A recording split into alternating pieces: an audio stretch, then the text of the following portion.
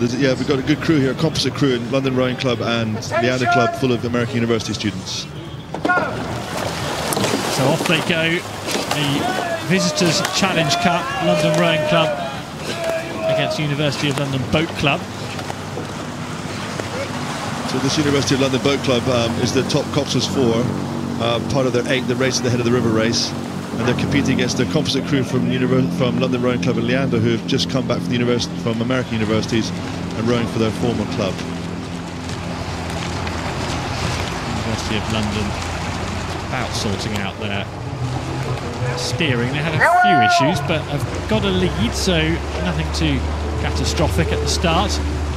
University of London Boat Club on the buck station, closest to the camera there. Yeah, and they seem to be moving quite nicely there, just gradually moving out stroke by stroke away from the composite crew from London and Leander. Patrick Sullivan setting a good rate in the stroke seat for University of London.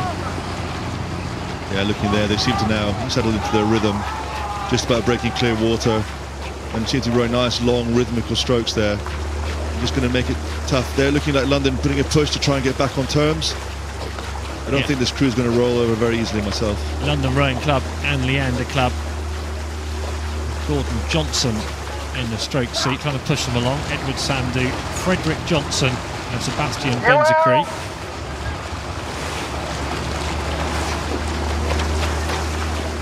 So it looks here, looking at the race, that the London composite crew seems to have got themselves maybe back in an overlap position, but we'll see whether that extra effort to get back on terms was too much or whether UL's rhythm is enough just to row away. Yeah, it looks like they've had to work pretty hard to get themselves back into contention. It does look like that, doesn't it? They really did fight. They didn't let the UL crew just row away. They really decided to stay in touch. It's so difficult in a Copsel's 4 because you have no real reference, and if they get clear water away from you, all you can feel is their puddles. Yeah, you can't track them. And that's not much fun. But the UL crew here, really simple rowing, really nice and horizontal. Coach Phil Gray has done a great job with this crew, really moving nicely here in an efficient rhythm. The game plan, I suppose, if you are coming second, is to at least hassle the leading boat enough that you might force them into a mishap. You just want to keep the pressure on them all the time. Fighting. Because in most events when you're ahead it's great. In rowing, if you're ahead but not quite enough ahead, there's still pressure on you. And sometimes over a period of 6 or 7 minutes that can be quite wearing, and maybe the other crew can pounce. So it's a great view there, isn't it, with the launch and everything, all the crowds walking down the towpath. This is the Visitors Challenge Cup then, midpoint of the race. A long way to go, which is in some ways a comfort to London Rowing Club and Leander Club. Well, it's the first race of the event today, and these guys will have been nervous and just wanting to get out on the water and get on with it, and trying to find some sort of good, comfortable row, finding the rhythm you've been training with, trying to get all those things bedded down so you feel more confident tomorrow when you come back to race. If exactly. It's an interesting thing. I was talking to one of the stewards, Ben Hunt Davis, earlier today with the events, and they're encouraging these American university students to come back to row in the Visitors and the ladies as clubs, because they don't want these guys who've trained really hard at American universities to come back and disrupt clubs. So all these guys have been rowing in the evenings and doing the Thames Cup and the Brit. They don't want those students to come back, so they're encouraging them to do composites, to row for a club and come back and race in the Visitors or the ladies. Ben Hunt Davis, I'll give him a shameless plug, one of the best coaching rowing books you'll read, the Will It Make the Boat Go Faster? Yeah, it's a fantastic basic book. principles, simple principles. And here UL really making this look quite easy now, 2.5 lengths. They'll really now be able to get into something nice and solid and relax, feel they can just enjoy the rest of this row and get ready for tomorrow. The London club, Leander Club, is still going to fight hard. These are tough guys from university programs, 2 from Princeton, 2 from Harvard, sorry, 1 from Princeton and 1 from Florida Tech. So the race still on. University of London Boat Club have control, as we say, but London Rowing Club and Leander Club, composite crew, kept on chasing, kept them honest. Yeah, good conditions here today. I know there's been a fast St Paul's crew race today. It's not fast conditions today because there's not much wind, but the water's quite good. I know it's poppy from the wash, but actually these guys can cope with these sort of conditions.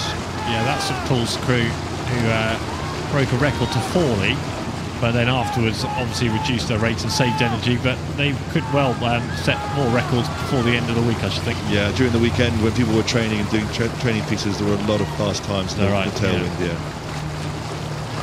But at this stage of the week, you're not going to try and break course records, are you? And not today, there's no tailwind yet today.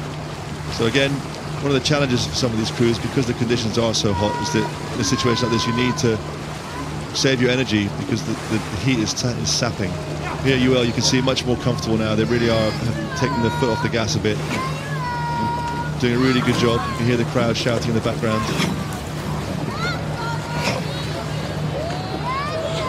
So in front of the grandstands they now go. That must be a good moment in the race when you get to the big grandstands past the regatta enclosure, heading towards stewards.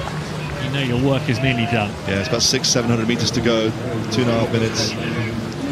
You need the crowd when it's a close race, but here at least they'll be able to have a chance to even listen to the crowds. It should be a big cheer for the local crowd from UL. Sebastian Benz-Cray, I've noticed just now to look over his shoulder. He's looking over his right shoulder, which is interesting, suggesting he was looking towards the banks and the crowd rather than over his left shoulder, where he'd have been able to see what was going on in the race. Yeah, some people just feel comfortable turning one way or the other, just either they're less flexible one direction, they just get in the habit of it.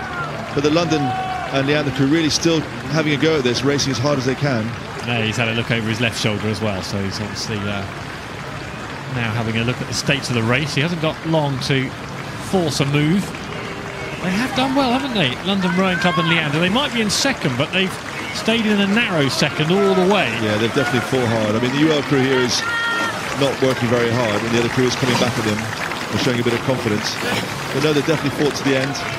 University of London Boat Club then, on the Buck Station, back up at Temple Island, have led more or less from that point, all the way down. They cruise over the line. Good performance from both boats.